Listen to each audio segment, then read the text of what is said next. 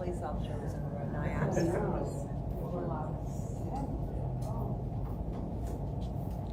do you wanna get chairs for us? Or do you wanna sit in the front row? Oh, either way, either way. I guess the front row. Yeah, that's fine.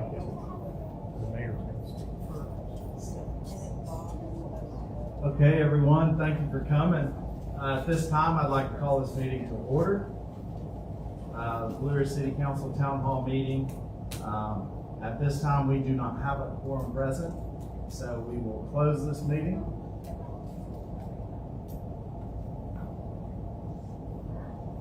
But we'll go ahead and move on. We can still conduct business here.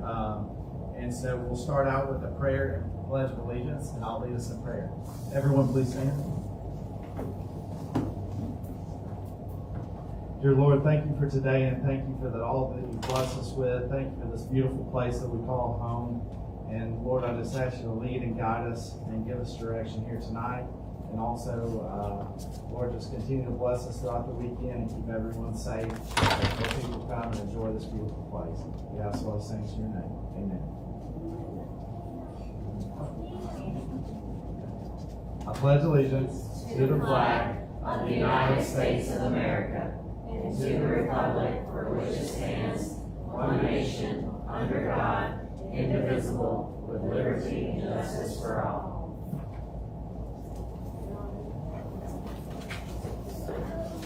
We have several speakers for you guys tonight. So our first discussion item, I would like to introduce Trout Festival representative Bob Ortwell. Okay, so at this time, Heidi, would you like to take the stage and lead us here? Hi everyone, how are y'all? Thank you for coming. I'm going to go ahead and play. Do you want me to play Bob's video for Trout Fest? Yes. Okay. It's 3 minutes and 59 seconds.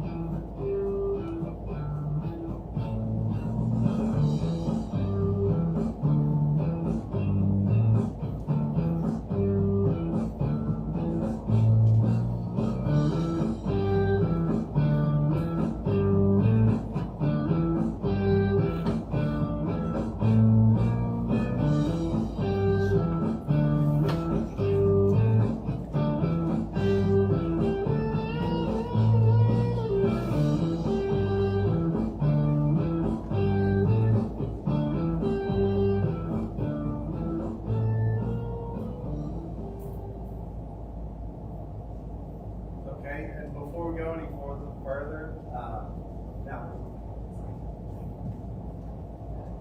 before we go any further, we now have a quorum present, and we can officially call the meeting back to order.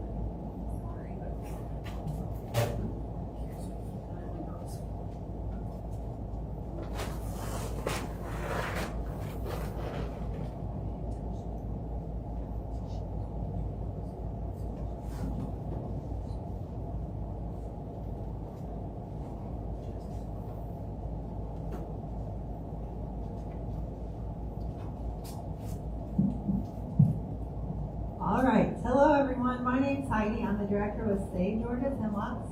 Thank you so much for joining us on a Friday night.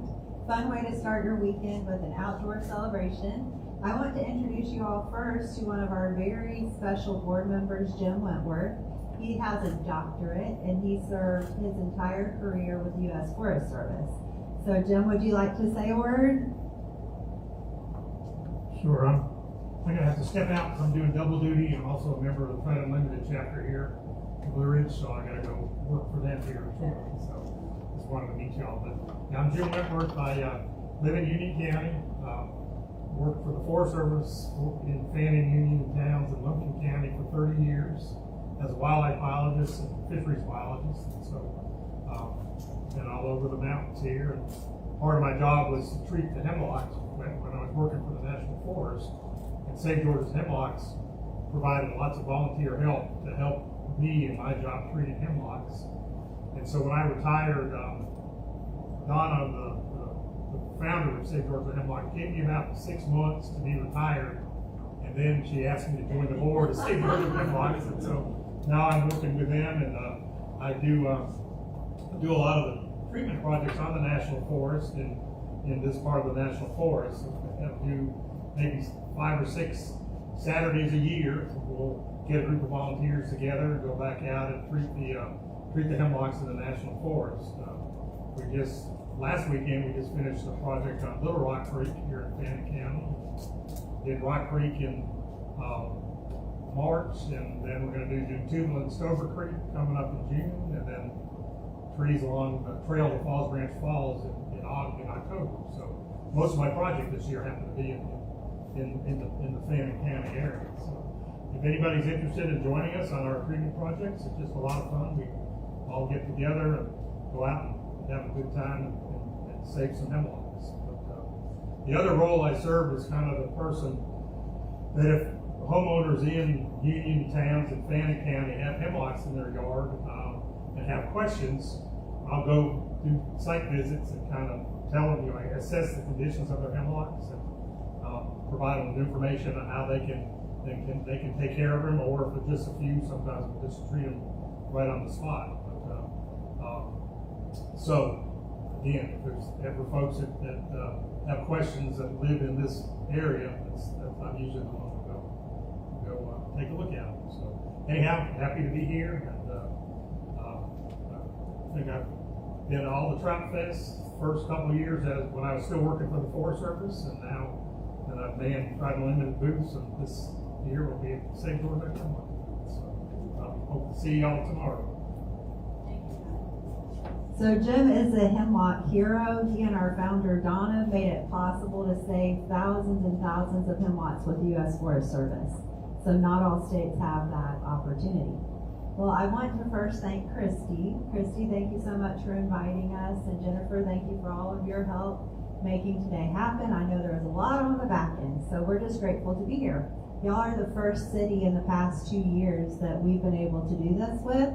And if y'all know other leaders in other cities, we want to work with them as well. So our goal is to save hemlocks and keep North Georgia beautiful.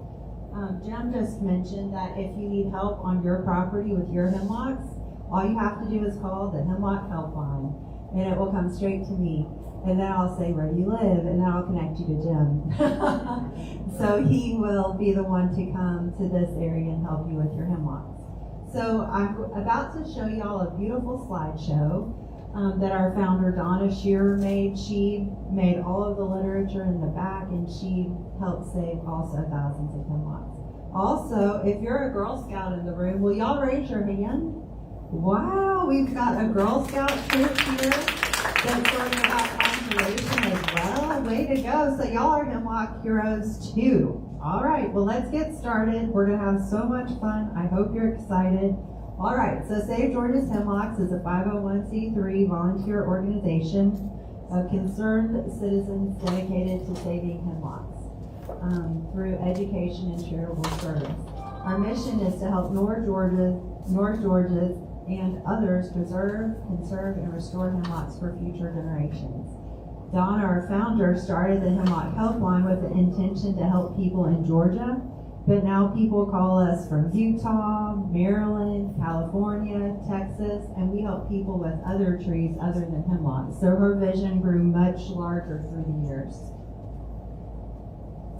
All right, so what we do is educate, so that way Girl Scouts can get fun badges. So we're just here to increase awareness about hemlocks, HWA, and we want to enable people to save their own trees, not only landowners, but entire cities. And to be honest, that's why I'm here, because I want to tell y'all a quick story. My family, I've got 4 kids, and my husband, Scott, we've been coming here at least 10 years. We used to live in Savannah a long time ago. But we brought my sisters, my parents, we've gone on the train ride, gone tubing, and so I really, really care about the hemlocks here, especially along the river so people can enjoy it, tubing.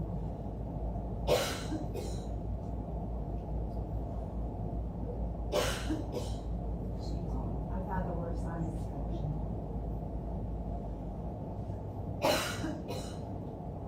I'm gonna have to grab a mint. Will you talk about this slide? Well, hemlocks are very important to our environment here in North Georgia. One of their primary roles is they generally grow along streams, and so they provide shade for the track streams to keep them cool. They hold the soil to keep from erosion and things like that. And then there's all a variety of wildlife that are dependent on hemlocks. So they're just a very key tree to the mountains of the Appalachians. Thank you, Jim. You're a great teacher.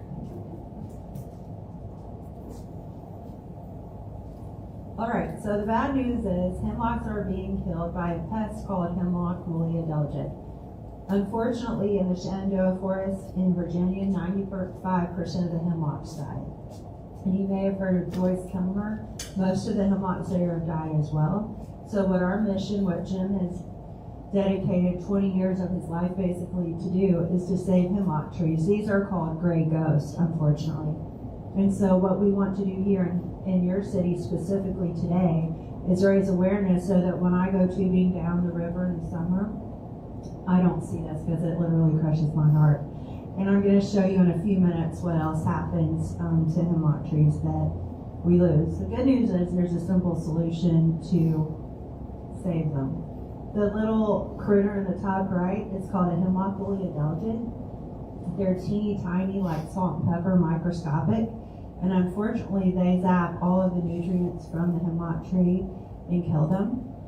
The good news is we can save them by treating them. So in your city, we want to save as many hemlock trees as possible. We were able, there's 2, you know where the little restroom area is in the playground in the central area?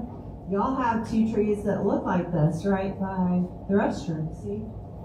And so they had hemlock woolly adelgid, and last year Jim and I came here for Trout Fest and we saw them, and ever since then we were trying to figure out who is the right person to talk to, and it takes a year, to be honest. I've been trying Helen for over a year. Who wants to help me with the trees? But we got the trees treated. So now when y'all go play, you're gonna have a beautiful tree instead of a dead tree. It's that simple. And then there's volunteers, they come, takes them 5 minutes, boom, healthy tree. All right, so there's 3 ways for homeowners to treat trees. We're gonna talk, we brought some injectors here, a visual to show you. We'll do that at the end of our presentation, but you can spray a soap on the tree, and if you do that, you have to do it often, and you have to be sure to get underneath the branches and all of the branches, because we want all of the HWA to be on. You can also pour the chemical called imidacloprid at the base of the tree, or use an injector.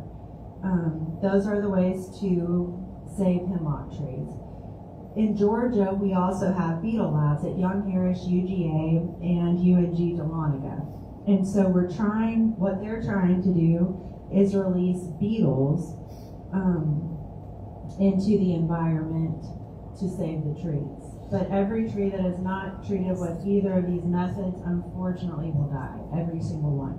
So property owners can save their trees, and that's what we want to help you do. So today our presentation, we're going to talk about the Hemlock Kelp Program. I'll learn this quicker by the end of this, I promise. We're going to discuss hemlocks, adelgid, treatment, plus more information. In Georgia, in North Georgia, there's 19 counties that have hemlock trees. So there are some in Atlanta, and unfortunately we have heard of hemlock woolly adelgid already down into Atlanta as well. But these are the counties. So all of these North Georgia counties have hemlock trees, and we want to keep them alive. So the Hemlock Helpline serves our entire country, and we do clinics and presentations just like we're doing tonight. And then we are here like Jim, and there's lots of other volunteers across all the counties that will come help homeowners with their trees. You can see here on the right, there are 3 different injectors.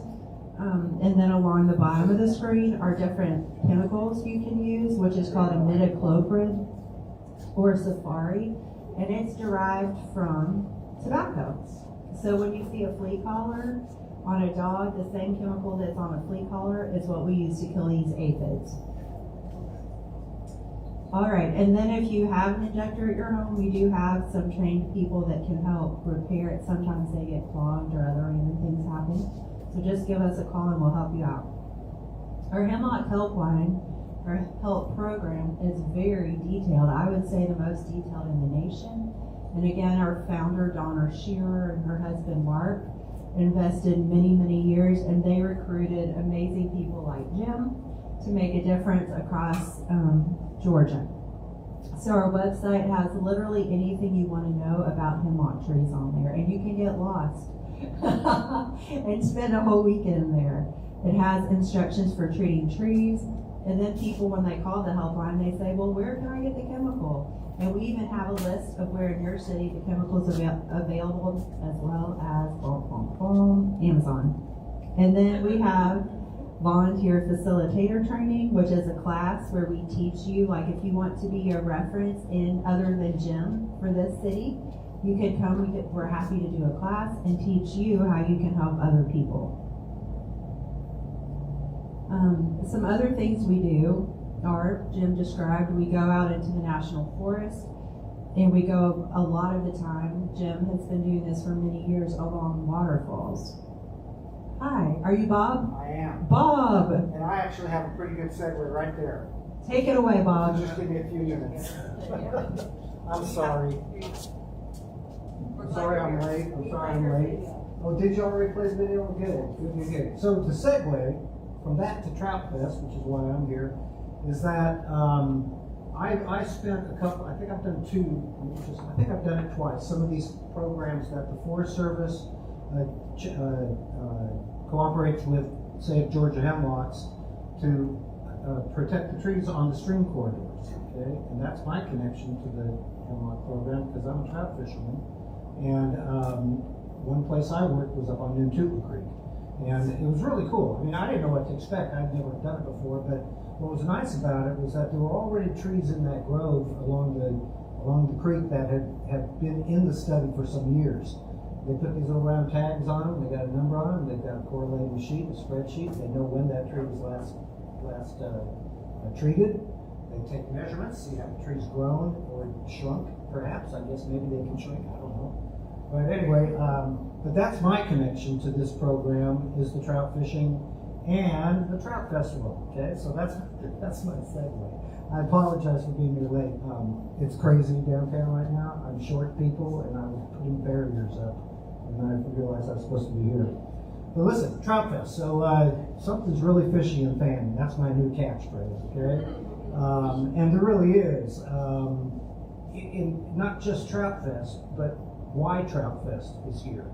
And so what we've done is, about 10 years ago, we were invited by the Chamber of Commerce to create the Trout Festival. That was done on the heels of the late David Ralston, our House Speaker in the Georgia Legislature, having sponsored a resolution with the State House to declare Fannin County as the trout capital of Georgia. I think that was 2005. In 2000, so where am I at? I'm 16. In 2013-14, the Chamber came to the local Blue Ridge Mountain Trout Unlimited chapter. We're a national organization of chapters scattered from here to the West Coast, okay, and all the way north to Canada. TU, as we're called, Trout Unlimited, is a conservation organization first, but we also enjoy the recreation of cold water streams.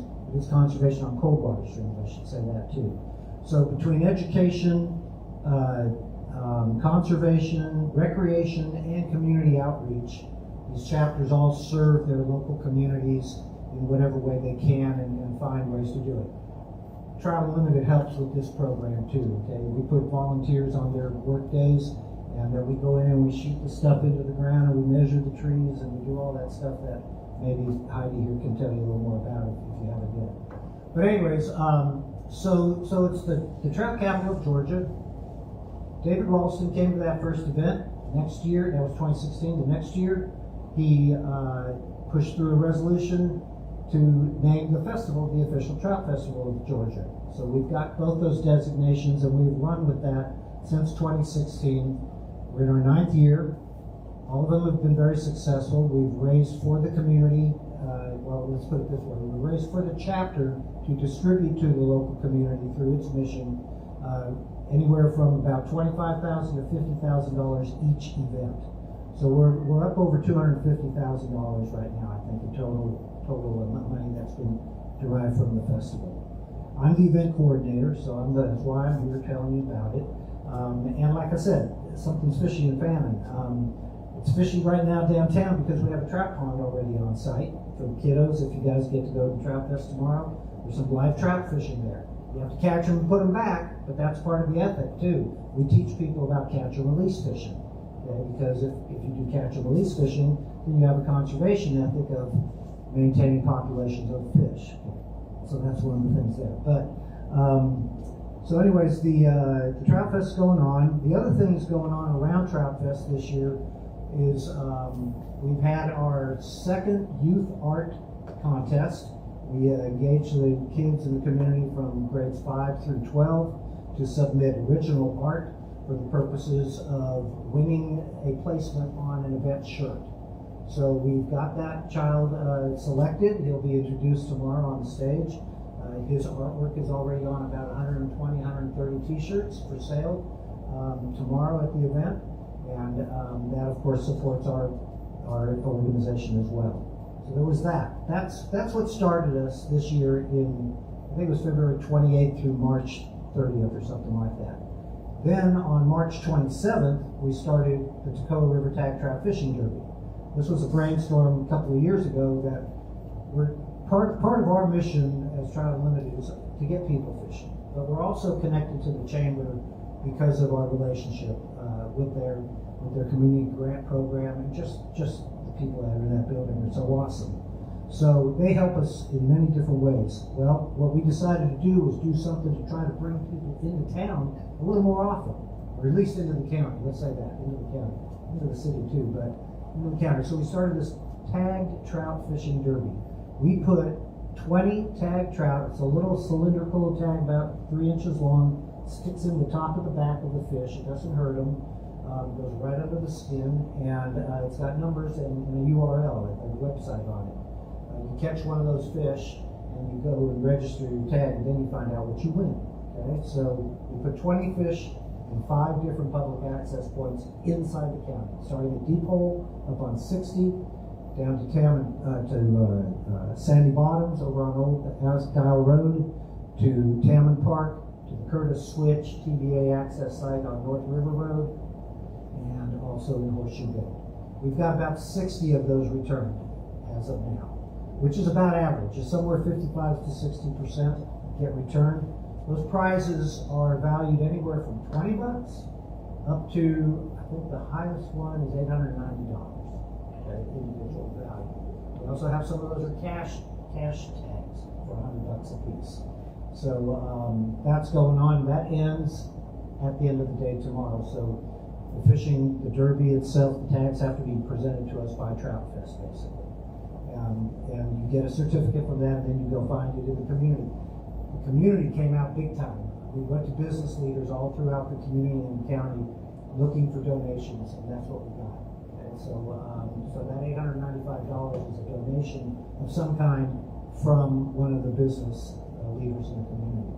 So there's that. So we had that, the youth thing. Now we have the fishing contest, and now tonight we have what's called the Catch It On Film Festival at the Arts Center. It starts in half an hour, which is where I'm going to be next. But it starts in half an hour. It's a limited ticket event from 5 to 7. It's a $20 donation to get in. 150 tickets is all we're selling, and that's in part because of the facility space, but we can always move it to a bigger place. But we love the Arts Center. They're working with us. They're, of course, all you city people know that they're a big part of our community. So they're helping us out with that, where we'll have 6 not fishing films, 6 cold water oriented films. Some are actively fishing, some are conservation oriented, and some are locally curated from local producers. We've got, I think, 3 that are created by local film producers, and all 6 of them are oriented to the Southern Appalachians, if not North Georgia. So instead of us showing a bunch of films from going to Alaska or the Seychelles, some were slick, some were neat, we thought we'd put a film festival together that shows what we do here. So that's a really exciting thing. We had about 60 people there last year. We've got 140 tickets out there right now. So there's still some space if you get out of here on time or want to come in a little late. There are 3 big auctions going on over there. Mr. Blue Ridge, Rob Kaiser, is handling our auctions, and he'll do a great job with that. So that's going on. And then Trout Fest tomorrow. Okay, so we got 132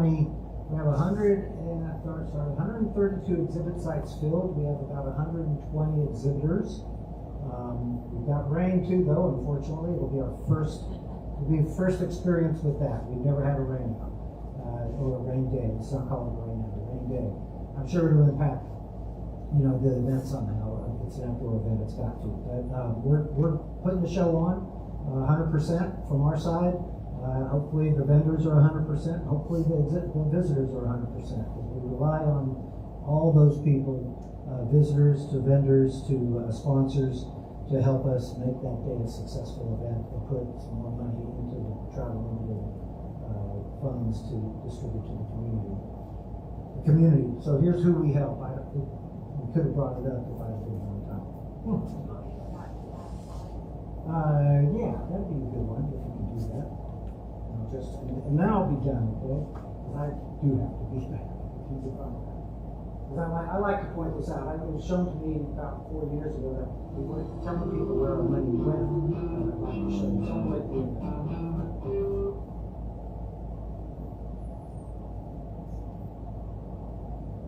Really close to you.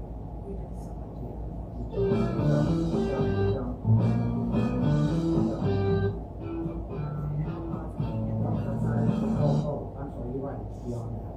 It's after all the sponsors.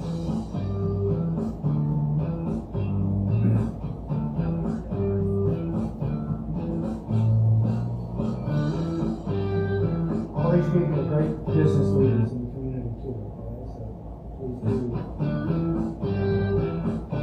use their services if you get a chance to.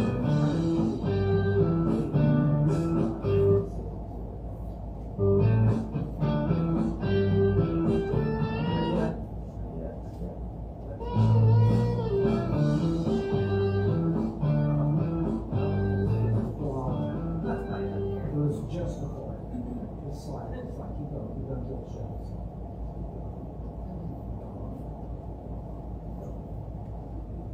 Maybe it's not in there. What's in there? Oh, okay, never mind. I'll just talk about a few of them. Okay, was it there? No, that's not it. There's a list. We have someone. So the organizations that benefit from Trout Fest locally, okay? Fan and Family Connection is one of the bigger ones. We provide cash donations to that organization. The Fannin County Fishing Club, I don't know if it's a bass fishing club specifically or not, but they get some money from us. We have 2 scholarships that we present to Fannin County High School that are based on the place at UGA. What's that study center? UGA, Wardell. The Wardell School of Forestry. Okay, that's what it's kind of directed toward. Hopefully that the student who wins that scholarship is going to UGA and has an interest in forestry. Let's see, what other local ones? Oh boy. So one of the big ones that's going on right now is the improvements going on over at the river access site at the North River Road and Curtis Switch Bridge. There's a TVA lot there that's 5 acres big that's been standing empty forever. And we are coordinating with the county chamber, the county commissioners, Tennessee Valley Authority, and the Chamber of Commerce to improve that site into a full park. So that's where a lot of our money that we're generating right now. I think we just donated $20,000 to that effort. So that's a big one. And then there's some national organizations that are very important to our mission at TU.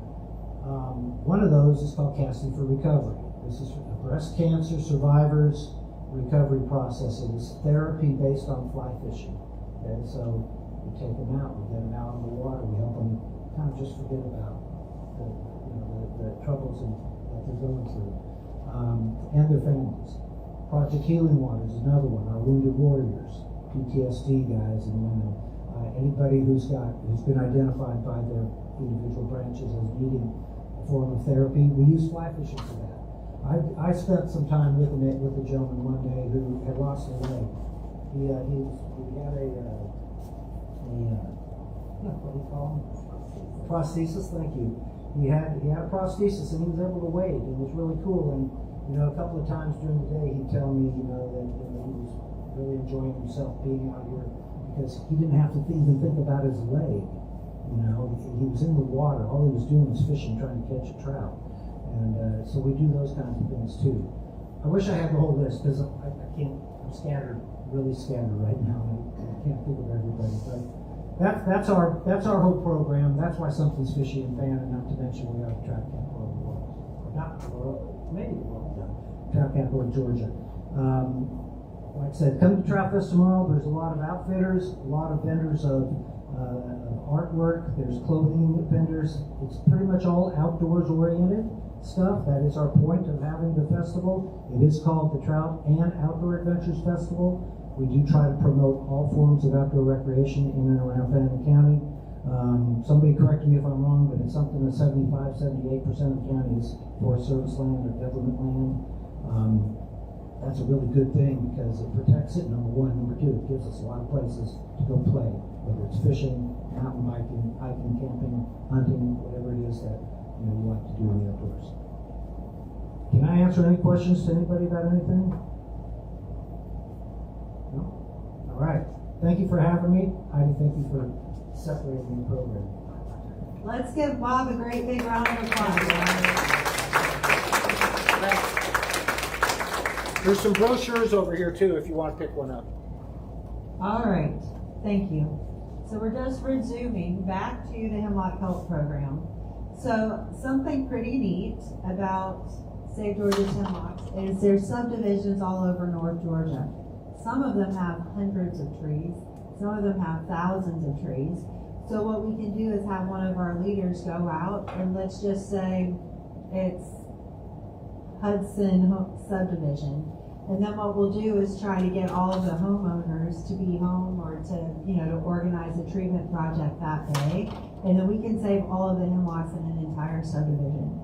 But like I said, we're all volunteers. We just organize. Sometimes people call the helpline thinking that we're an arborist. We're not. I for sure am not.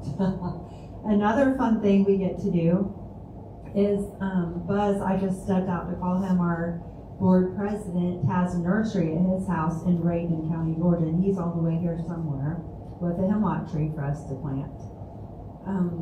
But what we also do is sometimes, a natural disaster could come through. So at Fannin Middle School here last year, I worked with Aaron Panter, who's a teacher there, and there was an entire hillside where all the trees blew over in a storm.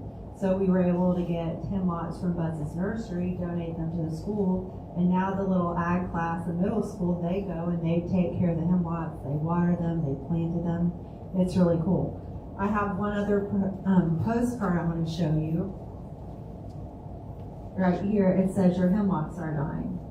And so what we could also do, leadership here in this city, what we could also do is have a Zoom class. So if we say on May 15th, we're having a Zoom class at 6 p.m., and then I can go through the slideshow. I have these postcards there in the back on that table, and then people can join the meeting and I can teach them how to treat their trees for my living room. So that would be fun. Also, I'm happy to come here and teach as well. I'm actually a former teacher and principal. And Jim's a scientist. So we have lots of different people that just give their gifts and talents to save hemlock trees with whatever strengths you have. All right, why does saving hemlock trees matter? So I think you guys, I'm talking about like right out this window, right? If we look out and all these trees are dead and brown, it's gonna make us sad, right? Also, it's going to be expensive to have to cut them down. So trees have lots of value. They help animals. The shade is essential for flowers, which we'll talk about in just a second. But these pictures look like the city. So there's an ecological value as well. 120 species of vertebrates and 90 birds help, or they rely on hemlocks. Hemlocks keep the trouts cool, the stream cool for the trout, and they help keep the water healthy. And there's also all kinds of other things. Do any of you have a bird feeder in your yard? Me too. I am a bird lover. Just one little plug, the Merlin Bird ID app. If you want to identify birds in your yard, it's so fun. Or anywhere you go, literally around the world, you can identify birds. But what happens is, let's just pretend that all of those trees out there are gone. Do you think the birds are going to come here, or do you think they're going to find some other place? They're going to go to a different habitat, aren't they? So hemlock trees are vital for the forest in your city.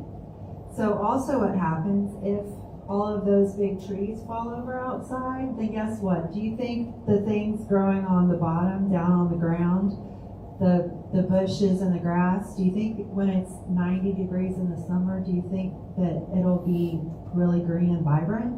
No, it'll become dry.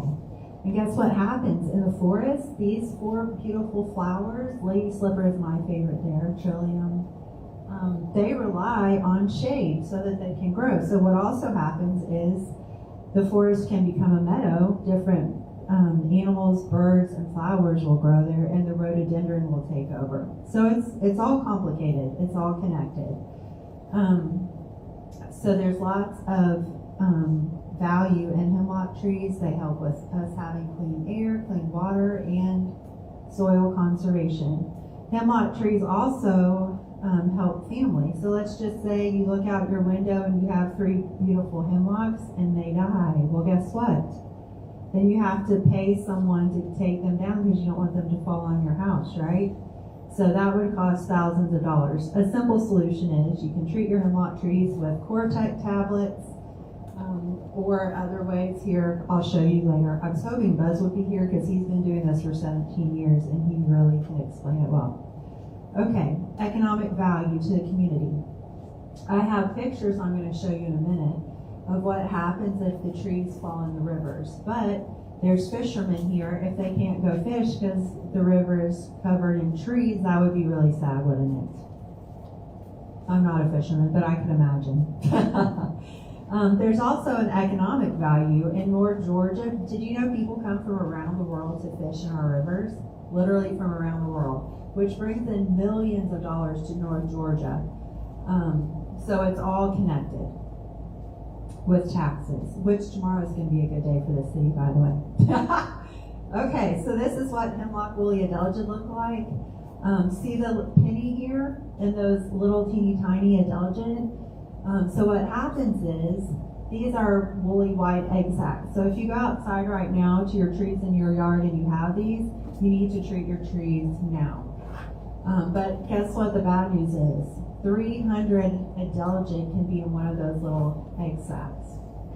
Remember I talked about the hemlock helpline a few minutes ago that people can call it? Well, last month we got a call from someone in Cleveland, and a gentleman said, ladybugs are eating the adelgid off my tree. So I literally flew in the car, got a Ziploc bag to go get these ladybugs and take them to the beetle lab at UNG. I wasn't thinking in my excitement like, oh my gosh, is there a natural solution that's going to kill these adelgid? Well, guess what? If I put the ladybug in a Ziploc bag, it would have died before I got to UGA or UNG. I was like, oh my gosh, only me. I'm blonde at the roots. Anywho, we got them there alive, and the leaders over at UNG Beetle Lab, they took, they kept the ladybugs. And I showed you guys the tent a few minutes ago that the beetles are in. They kept them there, and the ladybugs ate the adelgid.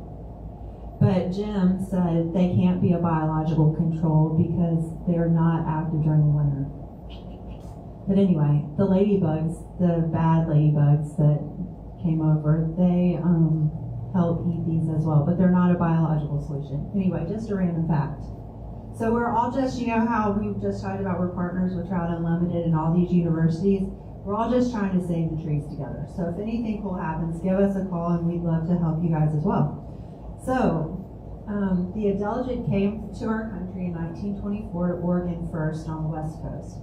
But later on in 1951, it came over to Virginia with a shipment of hemlock trees that came from Japan. In Japan, they have a beetle that eats the adelgid. Well, here on the East Coast, we don't have a beetle, so there's no predator. So the really, really bad news is the HWA, I'll say because it's way easier, hemlock woolly adelgid, use the Appalachian Trail as a super highway. So now they're all the way up into Canada, all the way down into Alabama. Last year, Alabama came over because they're starting a project like we have. And then last year, people came down from Michigan to, try to figure out what to do for their adelgid there. So that's the bad news. But I honestly feel encouraged because I feel like in Virginia they didn't know, but we all had a heads up, right? We knew this was coming. So like Alabama's looking out, Michigan's looking out, Canada, they're looking out. So we're all just trying to help each other in all the different states. Now HWA is in every county in North Georgia. And it spreads by animals, humans, like if we go hiking and if we brush up against it, we can spread it by water, and it can blow in the air. When you recognize it up close, this is kind of more in the winter when all the little HWA are in there growing. That's what it looks like with egg sacs.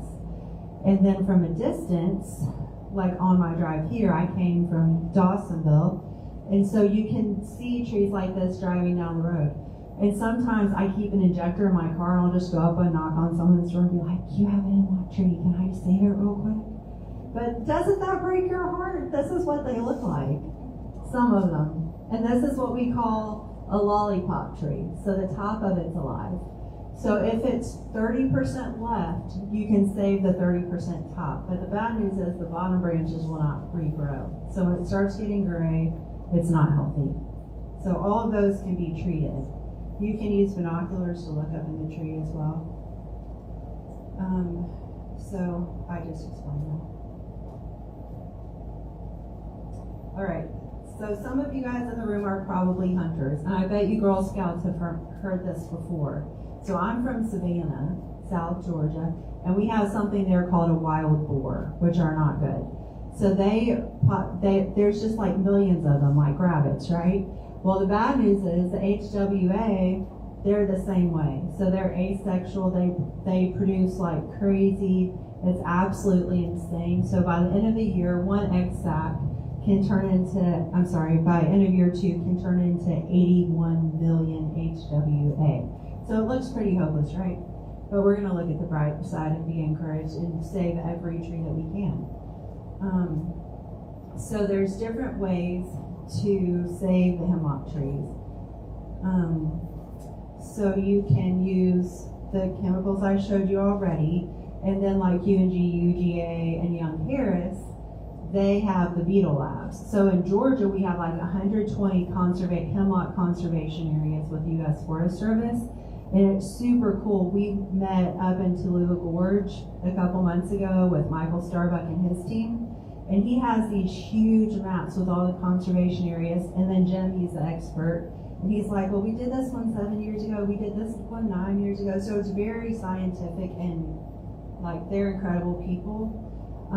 But what I'm trying to say is so let's just say I treat a tree with this chemical, right? And then Young Harris comes and they release beetles on that tree. Well, the beetles are going to die. So we all have to collaborate. That's what I'm trying to say. So it's very complex. All right, so what Hemlock Woolly Diligent is doing on private property, you've probably seen it at some of your friends' or family's houses here in Blue Ridge. There's a buildup of dying trees, and then, you lose shade, your habitat changes, loss of privacy, your property value decreases by as much as 10%. So what is HWA doing to our forests? Has anyone seen this in real life, the top picture or these? Doesn't it break your heart? I literally can't stand it. But the bad news is, on Aska Road, when I go tubing down the river, I see hemlock trees in all states of decline. And that's honestly what I want to talk to y'all about a lot. Because Dave Teeth-Teller, I don't know if any of y'all know Dave, he has been part of our organization. He's a founding member, so more than 15 years. And what they used to do years ago was they would mail these postcards out so we could try to send them to people on Aska Road and have a Zoom class, just say, join us April 15th, already passed, you know what I'm saying? And then we could teach them how to save their trees. Because if not, I'm going to show you what's going to happen in just a minute. So we all don't want to lose, like my favorite thing is hiking. I'm not a fisherman. But if I can't go hiking on my favorite trail because the trees are dead. So this is exactly what I'm saying on the river where Aska Road is. That's starting to happen to some of the trees. But most of them are still good and we could save them if we treated them now. But the bad news is, for those two tubing businesses, if the hemlocks die, they fall over, and then people can't go tubing, kayaking, canoeing. I don't know what would happen for fishermen, but it wouldn't be as fun. All right, so we're here to help you determine if it's too late to treat your trees or not. You can just give us a call, and we'll help you figure out like the time of year. Any time of year you can treat your trees. The best application method, cost, and safety. Last night someone called from Maryland, and they said, we bought Safari, which I don't have here. I'm sorry.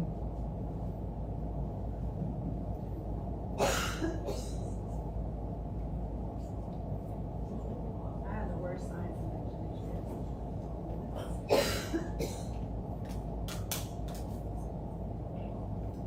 We need rain, just not tomorrow. Okay. Anyway, Safari is the most expensive chemical. So if you call us, we can say, get a imidacloprid 2F. That's what you need, and then you don't have to spend so much money. All right. So in North Georgia, we have the eastern hemlock tree here in this county, but where Buzz lives, up in Raven County, they also have a Carolina hemlock. And you'll notice for our hemlocks, they're flat needles, and here they're rolled around the branch of the tree. And this is what the cute little pine cones look like. They're the size of a grape.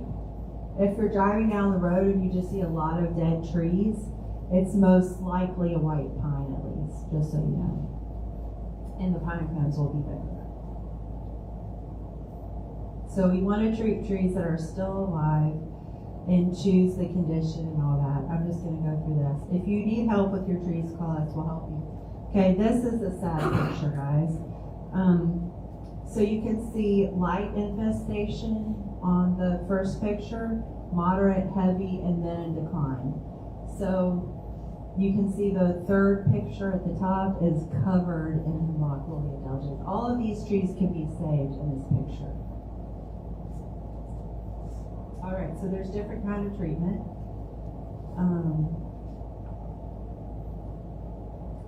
Systemic, which is using these injectors. These are two different kinds of injectors. There's 95 to 99% effective rate. Time to treat, yesterday or as soon as possible.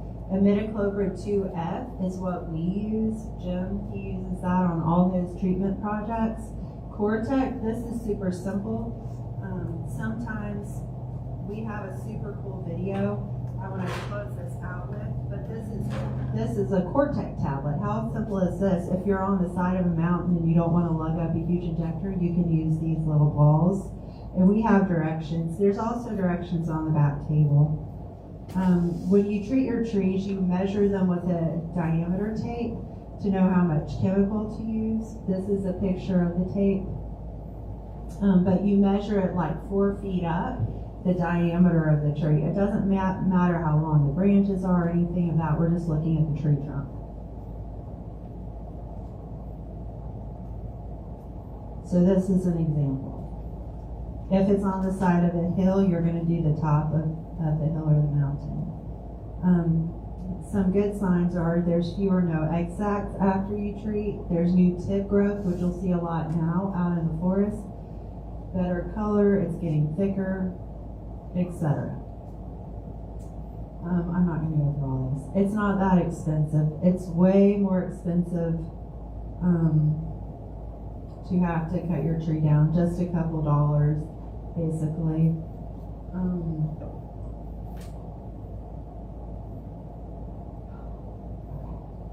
All right, that is all. I'm not sure how to disconnect this. Anyway. We don't want the news to come.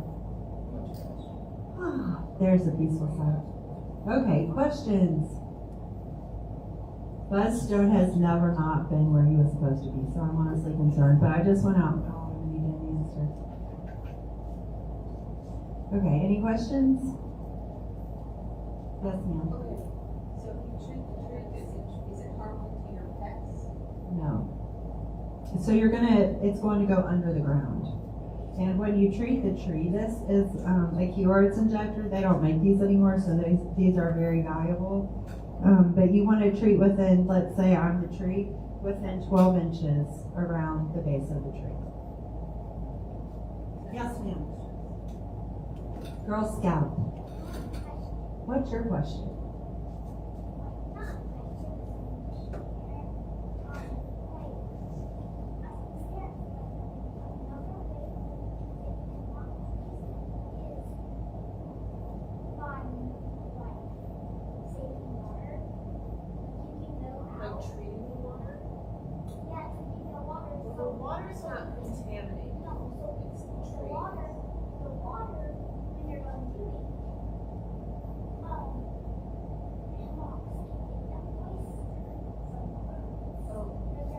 So can you treat the water?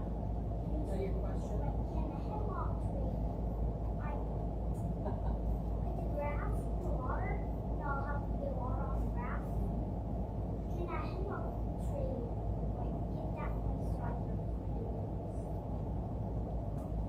You treat the water so the roots can go and take the treatment from the roots in the soil and the grass and treat the trees. That's a really good question. So you're thinking very high level, by the way. I'm impressed. Oh my goodness, almost a middle schooler. Wow, Mom, you have a lot going on. Okay, so that's a very smart question. So basically, it's kind of the opposite way. So for example, there's lots of critters, if you will, that live in the water, right? So beavers, salamanders, fish. So we wouldn't want to put the imidacloprid in the water because we want the water to be pure for the animals that live in it. But hemlock trees are super important because the roots go underneath and they help keep help prevent erosion. They help keep the water healthy. They help keep rivers. This is the most important thing for trout fishermen is that they keep the stream cool. So if we lose hemlock trees, we lose trout, which are part of the food stream. So it's super important to keep the waterways healthy. So that's why it's critical we partner with TU and all the colleges and things like that. All right, yes ma'am. So if one wanted to plant a hemlock tree on their property, I mean, would it do okay?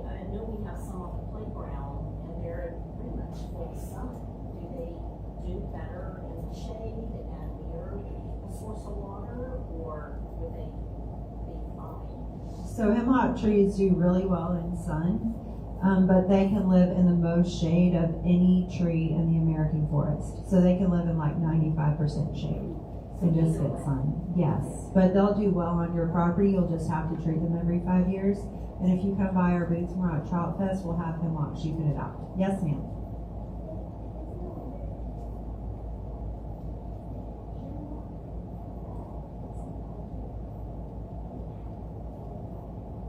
The hemlock woolly delicate are in the little egg sac during the winter, and then in spring they all come out. So they're still in there living. And that's why it would be great if the ladybugs would eat them when they're in the little egg sac, but that wouldn't work, unfortunately. All right, I think that is all. Thank you so much.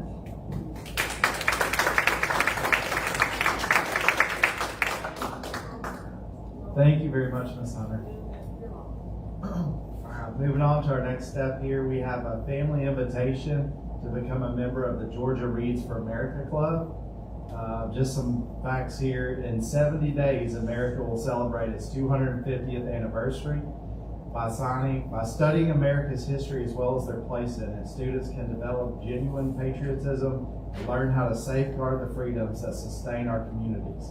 Georgia Reads for America 250 is a statewide initiative celebrating the 250th anniversary of the Declaration of Independence by promoting literacy, history, and civic engagement. So please join us in pledging Read with other Georgians. And we can pass out some forms if you guys are interested.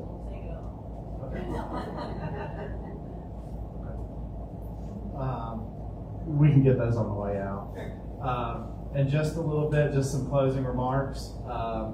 This event we're hosting tonight is because we participated with the Georgia Municipal Association for Georgia Cities Week. And so there's cities all over Georgia hosting events all week long. And some events that we put together was Monday, we did a history of Blue Ridge. We did that downtown in the park. We brought some old photographs. Members of the community brought documents and everything that they could round up. So that was a lot of fun. We hosted a career day at the high school. Bubba Gibbs led that charge, and we had some guys that got to learn about our water treatment facility, and I think that went really well. We had a staff appreciation day where we brought in lunch for all of our employees. We did a read and build with the mayor at the farmer's market, where I read a book, and we got some trucks donated from Home Depot, and we put together some tow trucks. And tonight, one of the things they wanted to promote was to have a meeting outside of City Hall. So we thought it'd be a great time to partner with a new library and have a meeting here and bring some great speakers on as well, so we could learn about our hemlocks. And so I just want to say a big thank you to our council for all your help and work, and also a very special thank you to Jennifer and Mary Ann, because they really took charge and took the initiative to put all this stuff together and put in the extra hours of work. And so we're all very thankful. And with that, we can now adjourn.